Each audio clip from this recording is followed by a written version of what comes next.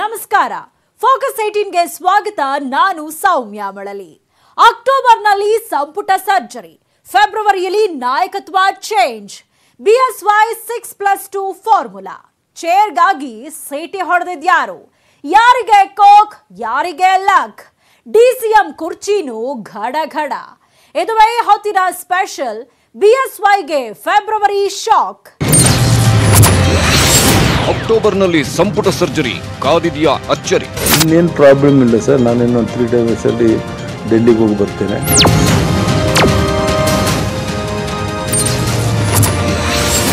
ಫೆಬ್ರವರಿಯಲ್ಲಿ ನಾಯಕತ್ವ ಬದಲಾವಣೆ ಪಕ್ಕನ?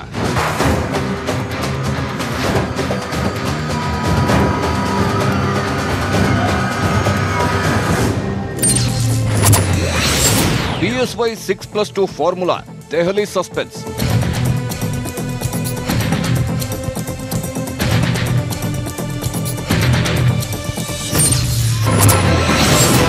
ಯಾರಿಗೆ ಕೊಕ್, ಯಾರಿಗೆ ಲಕ್? ಡಿಸಿಎಂ ಕುರ್ಚಿನೂ ಗಢ.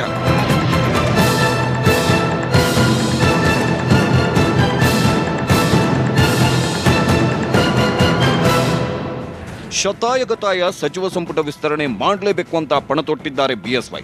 ಆದರೆ ಹೈಕಮಾಂಡ್ ನಿಗೂಢ ನಡೆ ರಾಜಾಹುಲಿಗೆ ಸವಾಲಿನ ಮೇಲೆ ಸವಾಲು ಹುಡುತ್ತಿದೆ. ಅಧಿವೇಶನಕ್ಕೂ ಮೊದಲೇ ಸಂಪುಟ ವಿಸ್ತರಣೆ ಮಾಡಬೇಕು ಅನ್ನೋ ಯಡಿಯೂರಪ್ಪ ಪ್ಲಾನ್ಗೆ ತಡೆಯೊಡ್ಡಿದ ಹೈಕಮಾಂಡ್ ಇದೀಗ ಸಂಪುಟ ವಿಸ್ತರಣೆಗೆ ಅಸ್ತು ಅಂತಾರ ಗೊತ್ತಿಲ್ಲ. ಆದರೆ ಬಿಎಸ್ವೈ ಮಾತ್ರ ಸಂಪುಟ ವಿಸ್ತರಣೆಗೆ ಅನುಮತಿ ಪಡೆಯಲು ಮತ್ತೊಮ್ಮೆ ಡೆಲ್ಲಿ ಫ್ಲೈಟ್ ಹತ್ತೋಕೆ ಸಜ್ಜಾಗಿದ್ದಾರೆ. ಇನ್ನೇನು ಪ್ರಾಬ್ಲಮ್ ಇಲ್ಲ ಸರ್, ನಾನಿನ್ನು 3 days ಅಲ್ಲಿ ಡೆಲ್ಲಿಗೆ ಹೋಗಿ ಬರ್ತೇನೆ. ಹೋಗಿ ಬಂದು ಕ್ಯಾಬಿನೆಟ್ ಎಕ್ಸ್ಪಾನ್ಷನ್ ಮಾಡ್ತೇನೆ.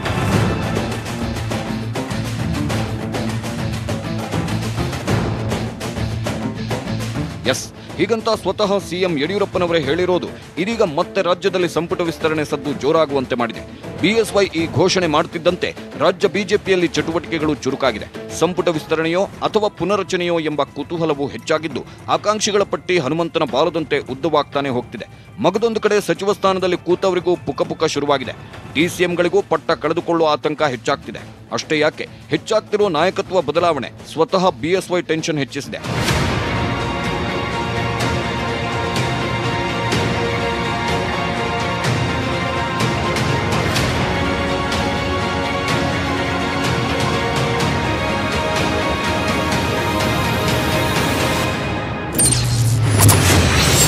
ದೆಹಲಿ ನಾಯಕರ ಸಸ್ಪೆನ್ಸ್, ಬಿಎಸ್ವೈಗೆ ಡಬಲ್ ಟೆನ್ಷನ್. ಹೌದು, ಸ್ವತಃ ಬಿಎಸ್ವೈಗೆ ಒಂದಲ್ಲ ಎರಡೆರಡು ಟೆನ್ಷನ್ ಕಾಡ್ತಿದೆ. ಒಂದ್ ಕಡೆ ಸಂಪುಟ ಸರ್ಜರಿ ಮಾಡಿದ್ರೆ ಆಕಾಂಕ್ಷಿಗಳ ಬಂಡಾಯದ ಭೀತಿ, ಮಗದೊಂದು ಕಡೆ ನಾಯಕತ್ವ ಬದಲಾವಣೆ ವಿಚಾರದಲ್ಲಿ ಹೈಕಮಾಂಡ್ ಕಾಯ್ದುಕೊಂಡಿರೋ ಸಸ್ಪೆನ್ಸ್ ಯಡಿಯೂರಪ್ಪನವರನ್ನ ಮತ್ತೆ ಆತಂಕಕ್ಕೆ ದೂಡ್ತಿದೆ ಅಂತ ಹೇಳಲಾಗ್ತಿದೆ. ಒಂದು ಮಾಹಿತಿ ಪ್ರಕಾರ 2021ರಲ್ಲಿ ಮಂಡಿಸಲಿರುವ ಬಜೆಟ್ ಸಂದರ್ಭ ನಾಯಕತ್ವ ಬದಲಾವಣೆ ಆಗಬಹುದು ಅಂತ ಹೇಳಲಾಗ್ತಿದೆ. ಆದರೆ ಬಿಜೆಪಿ ನಾಯಕರು ಮಾತ್ರ ನಾಯಕತ್ವ ಬದಲಾವಣೆ ವಿಚಾರ ಶುದ್ಧ ಸುಳ್ಳು ಅಂತಿದ್ದಾರೆ. ಮಾಧ್ಯಮದ ಊಹಾಪೋಹ ಅಂತಿದ್ದಾರೆ. ಒಂದು ವೇಳೆ ಬಿಜೆಪಿಗರ ಈ ವಾದವೇ ಸರಿ ಅನ್ನೋದಾದ್ರೆ ಇದೀಗ ಇಹಲೋಕ ತ್ಯಜಿಸಿದ ಸುರೇಶ್ ಅಂಗಡಿ ಸೋದರ ಮಾವ ಹೇಳಿರೋ ಈ ಮಾತಿನ ಮರ್ಮವೇನು? ಈ ಕಳೆದೀಗ 13 ತಿಂಗಳೊಳಗ 15 ತಿಂಗಳೊಳಗ ರಾಷ್ಟ್ರ ಮಟ್ಟದೊಳಗೆ ಬಹಳ ದೊಡ್ಡ ಕೆಲಸ ಮಾಡಿದಾನೆ. ನಿಜವಾಗಿ ಹೇಳ್ಬೇಕಾದ್ರೆ 4 ತಿಂಗಳದೊಳಗ ಅವ ಮುಖ್ಯಮಂತ್ರಿ ಆಗೋದಕ್ಕ ಪ್ರಧಾನಮಂತ್ರಿಗಳು ಅವನ್ನ ಆಯ್ಕೆ ಮಾಡಿದ್ರು.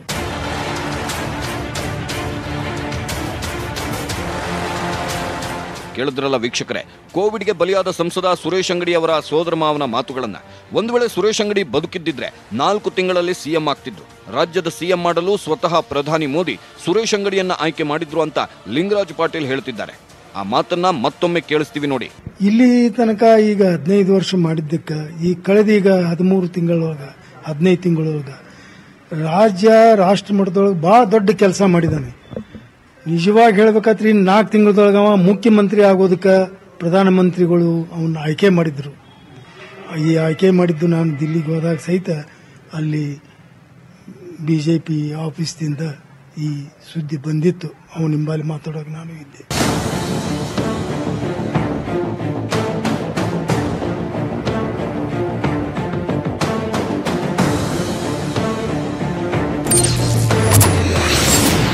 ಬದುಕಿದ್ರೆ 4 ತಿಂಗಳಲ್ಲಿ ಸುರೇಶ್ ಅಂಗಡಿ ಸಿಎಂ ಆಗ್ತಿದ್ರ? ಪ್ರಧಾನಿ ಮೋದಿ ಸುರೇಶ್ ಅಂಗಡಿ ಆಯ್ಕೆ ಮಾಡಿದ್ರ? ಇನ್ನು 4 ತಿಂಗಳಲ್ಲಿ ಸುರೇಶ್ ಅಂಗಡಿ ರಾಜ್ಯದ ಸಿಎಂ ಆಗ್ತಿದ್ರು. ಪ್ರಾಮಾಣಿಕ ಮತ್ತು ಹಾರ್ಡ್ ವರ್ಕರ್ ಆಗಿದ್ದರಿಂದ ಅವರನ್ನ ಮೋದಿ ರಾಜ್ಯದ ಸಿಎಂ ಸ್ಥಾನಕ್ಕೆ ಆಯ್ಕೆ ಮಾಡಿದ್ರು. ಈ ವಿಚಾರ ದೆಹಲಿ ಬಿಜೆಪಿ ಕಚೇರಿಯಿಂದ ಗೊತ್ತಾಗಿದೆ ಅಂತಿದ್ದಾರೆ ದಿವಂಗತ ಸುರೇಶ್ ಅಂಗಡಿ ಸೋದರ ಮಾವ. ಇದೀಗ ಸುರೇಶ್ ಅಂಗಡಿ ಮನೆಗೆ ರಾಜ್ಯ ಬಿಜೆಪಿ ಅಧ್ಯಕ್ಷ ನಳಿನ್ ಕುಮಾರ್ ಕಟೀಲ್ ಕೂಡ ಭೇಟಿ ನೀಡಿ ಕುಟುಂಬಸ್ಥರಿಗೆ ಸಾಂತ್ವನ ಹೇಳಿದ್ದಾರೆ. ಸುರೇಶ್ ಅಂಗಡಿ ಪತ್ನಿ ಅಥವಾ ಕುಟುಂಬಸ್ಥರಿಗೆ ಉಪಚುನಾವಣೆಯ ಟಿಕೆಟ್ ನೀಡಲು ಸೋದರ ಮಾವ ಲಿಂಗರಾಜ್ ಪಾಟೀಲ್ ಒತ್ತಾಯಿಸುವಾಗ ರಾಜ್ಯದ ಸಿಎಂ ವಿಚಾರವನ್ನ ಮಾಧ್ಯಮದ ಮುಂದೆ ಹೀಗೆ ತೆರೆದಿಟ್ಟಿದ್ದಾರೆ.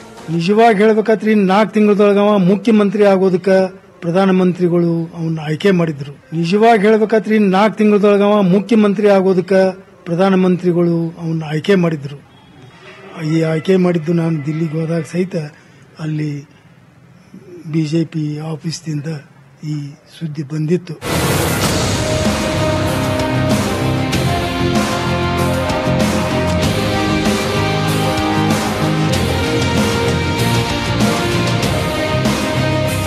ಹಾಗಾದ್ರೆ ಇನ್ನು 4 ತಿಂಗಳಲ್ಲಿ ಅಂದ್ರೆ ಜನವರಿಯಲ್ಲಿ ರಾಜ್ಯದ ನಾಯಕತ್ವ ಬದಲಾವಣೆ ಮಾಡುವುದು ಪಕ್ಕಾ ಆಗಿತ್ತ?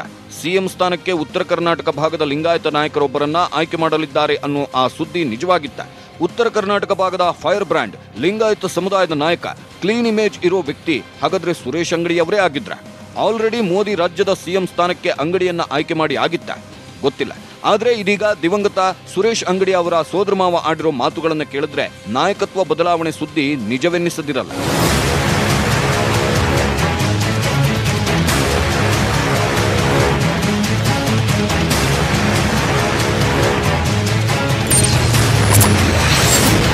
ಬಜೆಟ್ ವೇಳೆಗೆ ರಾಜ್ಯದಲ್ಲಿ ನಾಯಕತ್ವ ಬದಲಾವಣೆ. ಉತ್ತರ ಕರ್ನಾಟಕ ಭಾಗದ ನಾಯಕರಿಗೆ ಹಾಕ್ತಾರ ಮಣೆ? ಎಸ್, ಇದು ಸದ್ಯಕ್ಕೆ ಹರಿದಾಡ್ತಿರೋ ಮಾಹಿತಿ. 2021 ಬಜೆಟ್ ಮಂಡನೆ ಟೈಮ್ಗೆ ಅಂದ್ರೆ ಮುಂಬರುವ ಫೆಬ್ರವರಿಯಲ್ಲಿ ನಾಯಕತ್ವ ಬದಲಾವಣೆಗೆ ಹೈಕಮಾಂಡ್ ಯೋಜನೆ ಹಾಕೊಂಡಿದೆ ಅಂತ ಹೇಳಲಾಗ್ತಿದೆ. ಉತ್ತರ ಕರ್ನಾಟಕ ಭಾಗದ ಯಂಗ್ ಅಂಡ್ ಕ್ಲೀನ್ ಇಮೇಜ್ ಇರೋ ಲಿಂಗಾಯತ ನಾಯಕರನ್ನ ಬಿಎಸ್ವೈ ಸ್ವತಃ ಮುಂದೆ ನಿಂತು ಸಿಎಂ ಸೀಟಲ್ಲಿ ಕೂರಿಸುವಂತಹ ಮೆಗಾ ಪ್ಲಾನ್ ರೆಡಿಯಾಗಿದೆ ಅನ್ನೋ ಸುದ್ದಿ ದಟ್ಟವಾಗಿ ಹರಡಿದೆ. ಇದೇ ಕಾರಣಕ್ಕೆ ಬಿಎಸ್ವೈ ಟೆನ್ಷನ್ ಹೆಚ್ಚಾಗಿದೆ ಅಂತ ಹೇಳಲಾಗ್ತಿದೆ.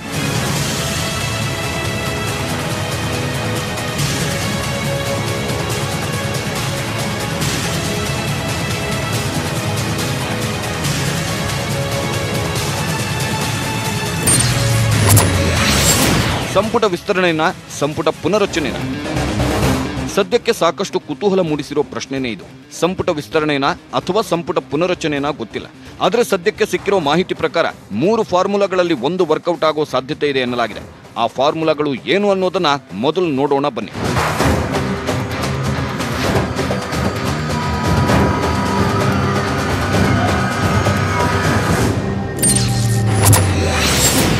ಹೈಕಮಾಂಡ್ ಹೊಸ ಸೂತ್ರ ಏನು? ಬಿಎಸ್ವೈ ಫಾರ್ಮುಲಾ ಹೇಗಿದೆ? ಸಂಪುಟ ವಿಸ್ತರಣೆ ವಿಚಾರಕ್ಕೆ ಸಂಬಂಧಪಟ್ಟಂತೆ ತರಹೇವಾರಿ ಫಾರ್ಮುಲಾಗಳಿವೆ. ಹೈಕಮಾಂಡ್ 6+2 ಫಾರ್ಮುಲಾಗೆ ಒಪ್ಪಿಗೆ ನೀಡುವ ಸಾಧ್ಯತೆ ಇದೆ ಎನ್ನಲಾಗಿದೆ. ಏನಿದು 6+2 ಫಾರ್ಮುಲಾ ಅಂತ ನೋಡೋದಾದ್ರೆ, ಸದ್ಯಕ್ಕೆ ಬಿಎಸ್ವೈ ನೇತೃತ್ವದ ಸರ್ಕಾರದಲ್ಲಿ 6 ಸಚಿವ ಸ್ಥಾನ ಖಾಲಿ ಇದೆ. 4ರಿಂದ ರಾಜೀನಾಮೆ ಪಡ್ಕೊಂಡ್ರೆ ಒಟ್ಟು 10 ಸಚಿವ ಸ್ಥಾನ ಖಾಲಿ ಆಗಲಿದೆ. ಆ 10ರ ಪೈಕಿ 2 ಸ್ಥಾನಗಳನ್ನ ಹಾಗೆ ಉಳಿಸಿಕೊಂಡು 8 ಸ್ಥಾನ ತುಂಬಲು ಅಂದ್ರೆ 6+2 ಅನ್ವಯ ಹೈಕಮಾಂಡ್ ಪ್ಲಾನ್ ಮಾಡಿದೆ ಅಂತ ಹೇಳಲಾಗ್ತಿದೆ. ಅಷ್ಟಕ್ಕೂ 6+2 ಫಾರ್ಮುಲಾ ಅಂದ್ರೆ 2 ವಲಸಿಗರು ಮತ್ತು 6 ಮಂದಿ ಮೂಲ ಬಿಜೆಪಿಗರಿಗೆ ಸಂಪುಟದಲ್ಲಿ ಅವಕಾಶ ನೀಡೋದು. 2 ವಲಸಿಗರು ಮತ್ಯಾರೂ ಅಲ್ಲ, ಒಂದು ಎಂಟಿಬಿ, ಮಗದೊಬ್ಬರು ಆರ್ ಶಂಕರ್. ಹಾಗಾದ್ರೆ ಸಚಿವ ಸ್ಥಾನ ಸಿಗಲಿರೋ ಆ 6 ಮೂಲ ಬಿಜೆಪಿಗರು ಯಾರು ಅನ್ನೋದನ್ನ ಹೇಳೋದಕ್ಕೂ ಮೊದಲು ಬಿಎಸ್ವೈ ಫಾರ್ಮುಲಾ ಬಗ್ಗೆನೂ ಹೇಳ್ಬಿಡ್ತೀವಿ ಕೇಳಿ.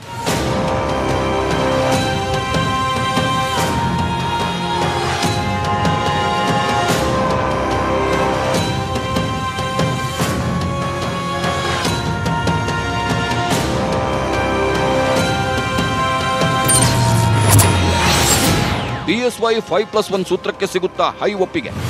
ಸಂಪುಟ ವಿಸ್ತರಣೆಗೆ ಬಿಎಸ್ವೈ 5+1 ಸೂತ್ರ ರೆಡಿ ಮಾಡಿಕೊಂಡಿದ್ದಾರೆ. ಖಾಲಿ ಇರುವ 6 ಸ್ಥಾನಗಳಲ್ಲಿ 5 ಭರ್ತಿ ಮಾಡಿ 1 ಸ್ಥಾನವನ್ನು ಉಳಿಸಿಕೊಳ್ಳುವುದು ಬಿಎಸ್ವೈ ಸೂತ್ರದ ಅಸಲಿಯತ್ತು.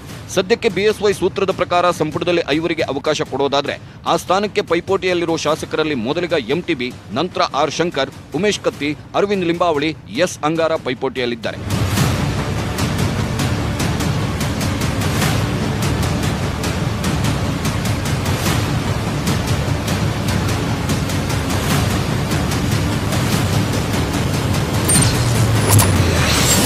ಬಿಜೆಪಿಯಲ್ಲಿ 25ಕ್ಕೂ ಹೆಚ್ಚು ಆಕಾಂಕ್ಷಿಗಳು.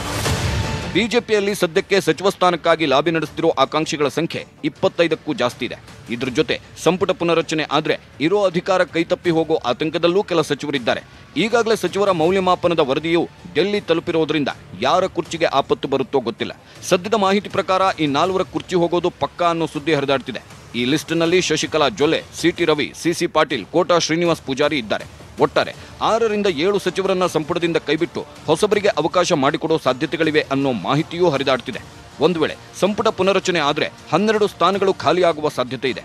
ಈ 12 ಸ್ಥಾನಗಳಲ್ಲಿ 2 ವಲಸಿಗರು ಮತ್ತು 10 ಮಂದಿ ಮೂಲ ಬಿಜೆಪಿಗರಿಗೆ ಮಣೆ ಹಾಕಲು ಬಿಜೆಪಿ ಪ್ಲಾನ್ ಮಾಡಿದೆ ಅಂತಾನೂ ಹೇಳಲಾಗ್ತಿದೆ. ಹಾಗಾಗಿ ಬಿಎಸ್ವೈ ಡೆಲ್ಲಿಗೆ ಹೋದ್ಮೇಲೆ ರಾಜ್ಯ ಬಿಜೆಪಿ ಸರ್ಕಾರದಲ್ಲಿ ಮಹತ್ವದ ಬದಲಾವಣೆ ಆಗೋ ಚಾನ್ಸಸ್ ಹೆಚ್ಚಿದೆ.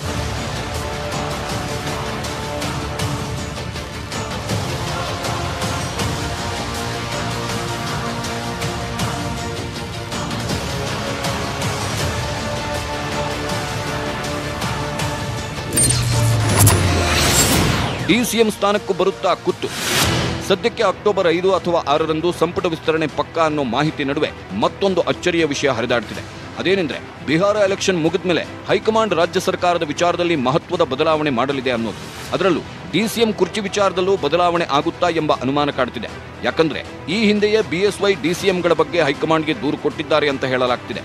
ಡಿಸಿಎಂಗಳು ಏನೂ ಕೆಲಸ ಮಾಡ್ತಿಲ್ಲ ಅಂತ ದೂರು ಹೋಗಿದೆ ಅನ್ನೋ ಸುದ್ದಿ ಹರಿದಾಡ್ತಿದೆ. ಒಂದು ವೇಳೆ ಇದು ನಿಜವೇ ಆಗಿದ್ರೆ ಡಿಸಿಎಂ ಸ್ಥಾನಕ್ಕೂ ಕುತ್ತು ಬರೋ ಸಾಧ್ಯತೆ ಇದೆ ಎನ್ನಲಾಗಿದೆ. ಹೇಳಿ ಕೇಳಿ ಈಗಾಗಲೇ ಡಿಸಿಎಂ ಪಟ್ಟಕ್ಕಾಗಿ 2 ನಾಯಕರು ಸಿಕ್ಕಾಪಟ್ಟೆ ಲಾಬಿ ಮಾಡುತ್ತಿದ್ದಾರೆ. ಶ್ರೀರಾಮುಲು ಡಿಸಿಎಂ ಕನಸು ಈಡೇರಲು ದೇವರ ಮೊರೆ ಹೋಗಿದ್ದಾರೆ. ಮಗದೊಂದು ಕಡೆ ಬೆಳಗಾವಿ ಸಾಹುಕಾರ್ ರಮೇಶ್ ಜಾರಕಿಹೊಳಿಯು ಡಿಸಿಎಂ ಪಟ್ಟದ ಆಕಾಂಕ್ಷಿಯಾಗಿದ್ದು ಡೆಲ್ಲಿಯಲ್ಲಿ ಲಾಬಿ ಮಾಡುತ್ತಿದ್ದಾರೆ ಅನ್ನೋ ಸುದ್ದಿ ಇದೆ. ಇದೀಗ ಬಿಎಸ್ವೈ ಡೆಲ್ಲಿಗೆ ಹೋಗೋ ವಿಚಾರ ಸದ್ದು ಮಾಡುತ್ತಿದ್ದಂತೆ ಸಾಹುಕಾರ್ ಸಿಎಂ ಮನೆಗೂ ದೌಡಾಯಿಸಿದ್ದಾರೆ.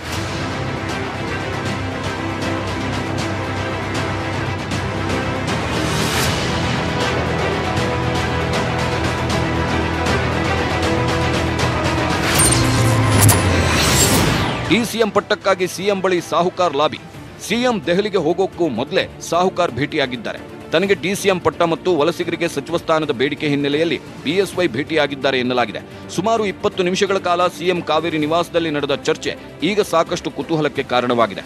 ಹಾಗಾಗಿ ಸಂಪುಟ ವಿಸ್ತರಣೆ ಸಂದರ್ಭದಲ್ಲೇ ಡಿಸಿಎಂ ಬದಲಾವಣೆಯೂ ಆಗುತ್ತಾ? ಡಿಸಿಎಂ ಸ್ಥಾನದಲ್ಲಿರುವ 2 ಅಥವಾ 1 ಕುರ್ಚಿ ಕಳೆದುಕೊಳ್ಳುವ ಸಂದರ್ಭ ಬರುತ್ತಾ ಗೊತ್ತಿಲ್ಲ. ಆದರೆ ಬಿಹಾರ ಚುನಾವಣೆ ಮುಗಿದ ಬೆನ್ನಲ್ಲೇ ಇಂತಹದ್ದೊಂದು ಮಹತ್ವದ ಬದಲಾವಣೆಯನ್ನ ಹೈಕಮಾಂಡ್ ಮಾಡೋ ಸಾಧ್ಯತೆ ಇದೆ ಅಂತಾನೂ ಹೇಳಲಾಗಿದೆ. ಏನು ಒಟ್ನಲ್ಲಿ ಸಂಪುಟ ವಿಸ್ತರಣೆ ಅಂತೂ ಸದ್ಯದಲ್ಲೇ ಆಗತ್ತೆ ಅನ್ನೋವಾಗ್ಲೇ ಆಕಾಂಕ್ಷಿಗಳ ಕನಸು ಟುಸ್ಸಾಗೋ ಚಾನ್ಸಸ್ ಕಾಣ್ತಾ ಇದೆ. ಹಾಗಾದ್ರೆ ಸಂಪುಟ ವಿಸ್ತರಣೆ ಮತ್ತೆ ಮುಂದಕ್ಕೆ ಹೋಗಿ ಸಚಿವಾಕಾಂಕ್ಷಿಗಳಿಗೆ ನಿರಾಶೆ ಪಕ್ಕಾನ? ಹೈಕಮಾಂಡ್ ಡಬಲ್ ಸರ್ಪ್ರೈಸ್ ಕೊಡೋಕೆ ರೆಡಿ ಆಗಿದೆಯಾ? ಈ ಕುರಿತ ಮಾಹಿತಿ ಕೊಡ್ತೀವಿ ಚಿಕ್ಕ ಬ್ರೇಕ್ ನಂತರ. ಆಕಾಂಕ್ಷಿಗಳು ಮನಸ್ಸಲ್ಲಿ ಮಂಡಿಗೆ ತಿಂತಾ ಇರೋವಾಗ್ಲೇ ಉಪಚುನಾವಣೆ ಗ್ರಹಣ ಬಡಿದಿದೆ. ಹಾಗಾದ್ರೆ ಮತ್ತೆ ನಿರಾಶೆ ಗ್ಯಾರಂಟಿನಾ? ಆ ಕುರಿತ ಡೀಟೇಲ್ಸ್ ಎಲ್ಲಿದೆ ನೋಡಿ. ಸಚಿವಾಕಾಂಕ್ಷಿಗಳಿಗೆ ಉಪಚುನಾವಣೆ ಗ್ರಹಣ, ಕುರ್ಚಿ ಕನಸು ಕಂಡವರಿಗೆ ಮತ್ತೆ ನಿರಾಶೆನ?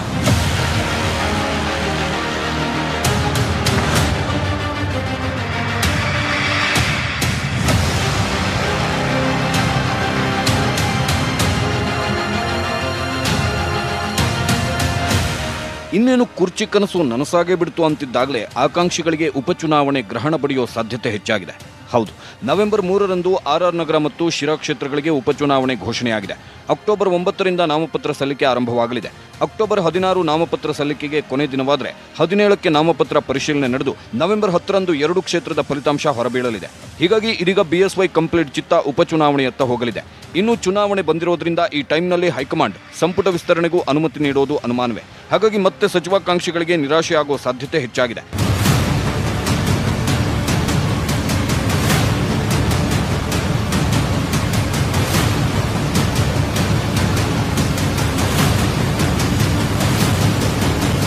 ಎಸ್, ಆರ್ಆರ್ ನಗರ ಮತ್ತು ಶಿರಾ ಕ್ಷೇತ್ರದ ಉಪಚುನಾವಣೆ ಡೇಟ್ಸ್ ಅನೌನ್ಸ್ ಆದ ಕಾರಣ ಸಂಪುಟ ವಿಸ್ತರಣೆ ಸದ್ಯಕ್ಕೆ ಆಗೋ ಸಾಧ್ಯತೆ ಕಂಡುಬರುತ್ತಿಲ್ಲ.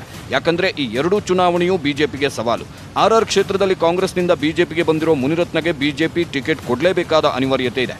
ಆದರೆ ಈ ಕ್ಷೇತ್ರದಲ್ಲಿ ಕಳೆದ ಬಾರಿಯ ಬಿಜೆಪಿ ಅಭ್ಯರ್ಥಿ ತುಳಸಿ ಮುನಿರಾಜು ಟಿಕೆಟ್ ಆಕಾಂಕ್ಷಿಯಾಗಿದ್ದಾರೆ. ಬಿಜೆಪಿ ನನಗೆ ಟಿಕೆಟ್ ಕೊಡುತ್ತೆ ಅಂತಿರೋ ತುಳಸಿ ಮುನಿರಾಜು ಬಂಡಾಯ ಅಭ್ಯರ್ಥಿಯಾಗಿ ಕಣಕ್ಕಿಳಿದ್ರೂ ಅಚ್ಚರಿಯಿಲ್ಲ. ನಾನು ಈ ಚುನಾವಣೆಗೆ ಅತ್ಯಂತ ಕಾತರದಿಂದ ಕಾಯ್ತಾ ಇದ್ದೆ. ನಾನು ಈ ಚುನಾವಣೆ ಯಾವಾಗ ಬರುತ್ತೋ ಅಂತ. ಚುನಾವಣೆ ಘೋಷಣೆ ಆಗಿದೆ. ಚುನಾವಣೆ ಆಯೋಗ ಘೋಷಣೆ ಮಾಡುವಂತ ಚುನಾವಣೆ ಸ್ಪರ್ಧೆ ಮಾಡ್ಲಿಕ್ಕೆ ಅತ್ಯಂತ ಉತ್ಸುಕನಾಗಿದ್ದೀನಿ. ಎಸ್, ಇದು ತುಳಸಿ ಮುನಿರಾಜು ವಾದ. ಆದ್ರೆ ಬಿಜೆಪಿ ಮುನಿರತ್ನಗೆ ಕೊಟ್ಟ ಮಾತನ್ನ ಉಳಿಸಿಕೊಳ್ಳೋ ಅನಿವಾರ್ಯತೆ ಇದೆ. ಹೀಗಾಗಿ ಮುನಿರತ್ನಗೆ ಟಿಕೆಟ್ ಗ್ಯಾರಂಟಿ ಅಂತಿದ್ದಾರೆ ಸುಧಾಕರ್. ಒಂದು ರೀತಿಯಲ್ಲಿ ಮುನಿರತ್ನ ಅವರು ಭಾರತೀಯ ಜನತಾ ಪಕ್ಷಕ್ಕಾಗಿ ಅವರು ನಿಜವಾಗಿಯೂ ಕೂಡ ಒಂದು ದೊಡ್ಡ ಕೊಡುಗೆಯನ್ನು ಕೊಟ್ಟಿದ್ದಾರೆ. ಹಾಗಾಗಿ ಇವತ್ತು ಅವರಿಗೆ ಸ್ವಾಭಾವಿಕವಾಗಿ ಉನ್ನತ ಮಟ್ಟದ ನಾಯಕರುಗಳು, ಮಾನ್ಯ ಮುಖ್ಯಮಂತ್ರಿಗಳು ಎಲ್ಲರೂ ಕೂಡ ಸೇರಿ ಸರ್ವಾನುಮತದಿಂದ ಅವರ ಆಯ್ಕೆ ಆಗುತ್ತೆ. ಉಪಚುನಾವಣೆ ಘೋಷಣೆ ಆಗ್ತಿದ್ದಂತೆ ಹೀಗೆ ಟಾಕ್ ಫೈಟ್ ಶುರುವಾಗಿದೆ. ಹಾಗಾಗಿ ಆರ್ಆರ್ ನಗರ ಕೂಡ ಹೊಸಕೋಟೆ ಚುನಾವಣೆಯಂತೆ ಜಿದ್ದಾಜಿದ್ದಿಯ ಕಣವಾಗುತ್ತಾ ಅನ್ನೋ ಅನುಮಾನವಿದೆ. ಹೊಸಕೋಟೆಯಲ್ಲಿ ವಲಸಿಗ ಎಂಟಿಬಿಗೆ ಬಿಜೆಪಿ ಟಿಕೆಟ್ ಕೊಟ್ಟ ಕಾರಣ ಅಂದು ಶರತ್ ಬಚ್ಚೇಗೌಡ ಪಕ್ಷೇತರ ಆಗಿ ಕಣಕ್ಕಿಳಿದಿದ್ರು. ಎಂಟಿಬಿಯನ್ನ ಸೋಲಿಸಿ ಗೆದ್ರು. ಇದೇ ಸ್ಥಿತಿ ಆರ್ಆರ್ ನಗರದಲ್ಲೂ ಆಗುತ್ತಾ ಅನ್ನೋ ಅನುಮಾನ ಸದ್ಯದ ಬೆಳವಣಿಗೆಯಲ್ಲಿ ಗೋಚರಿಸುತ್ತಿದೆ. ಇನ್ನು ಈ ಕಡೆ ಶಿರಾ ವಿಧಾನಸಭಾ ಕ್ಷೇತ್ರದ ಶಾಸಕ ಸತ್ಯನಾರಾಯಣ ನಿಧನದಿಂದಾಗಿ ತೆರವಾದ ಕಾರಣ ಅಲ್ಲೂ ಚುನಾವಣೆ ಘೋಷಣೆಯಾಗಿದೆ. ಜೆಡಿಎಸ್ ಪ್ರಬಲ ಕ್ಷೇತ್ರವಾಗಿದ್ರೂ ಬಿಜೆಪಿ ಗೆಲ್ಲೋ ಸರ್ಕಸ್ ಮಾಡುತ್ತಿದೆ. ಹೀಗಾಗಿ ಒಂದು ಕಡೆ ಆರ್ಆರ್ ನಗರ, ಮತ್ತೊಂದು ಕಡೆ ಶಿರಾ ಉಪಚುನಾವಣೆಯ ಗೌಜಿಯಲ್ಲಿ ಸಿಎಂ ಕೂಡ ಭಾಗಿದಾರ ಆಗಲೇಬೇಕು. ಈ ಸಮಯದಲ್ಲಿ ಸಂಪುಟ ವಿಸ್ತರಣೆ ಅಂತ ಹೋದ್ರೆ ಹೈಕಮಾಂಡ್ ಕೂಡ ಅನುಮತಿ ನೀಡುವ ಸಾಧ್ಯತೆ ಕಡಿಮೆ. ಹಾಗಾಗಿ ಸದ್ಯಕ್ಕಂತೂ ಸಂಪುಟ ವಿಸ್ತರಣೆ ಆಗೋದು ಬಹುತೇಕ ಡೌಟ್. ರಾಜೀನಾಮೆ ಕೊಡಲು ರೆಡಿ ಅಂದ್ರು ಸಿಟಿ ರವಿ. ಅದೃಷ್ಟ ಇದ್ದವರಿಗೆ ಸಿಗತ್ತಾ ಸಚಿವಗಿರಿ. ನಾಯಕತ್ವ ಬದಲಾವಣೆ, ಸಂಪುಟ ಸರ್ಜರಿ, ಡಬಲ್ ಸರ್ಪ್ರೈಸ್ ಒಟ್ಟಿಗೆ ಕೊಡತ್ತಾ ಹೈಕಮಾಂಡ್. ದೆಹಲಿ ಸಸ್ಪೆನ್ಸ್ ನ ಆ ಡೀಟೇಲ್ಸ್ ನಿಮ್ಮ ಮುಂದಿಡ್ತೀವಿ ಚಿಕ್ಕ ಬ್ರೇಕ್ ನ ನಂತರ. ಬದಲಾವಣೆ, ಸಂಪುಟ ಸರ್ಜರಿ, ಹೀಗೆ ಒಟ್ಟಿಗೆ ಡಬಲ್ ಸರ್ಪ್ರೈಸ್ ಕೊಡೋಕೆ ರೆಡಿಯಾಗಿದ್ಯಾ ಹೈಕಮಾಂಡ್? ಎಸ್, ಅಂಥದ್ದೊಂದು ಸಾಧ್ಯತೆಯೂ ಇದೆ ಅಂತ ಹೇಳಲಾಗ್ತಾ ಇದೆ ನೋಡಿ.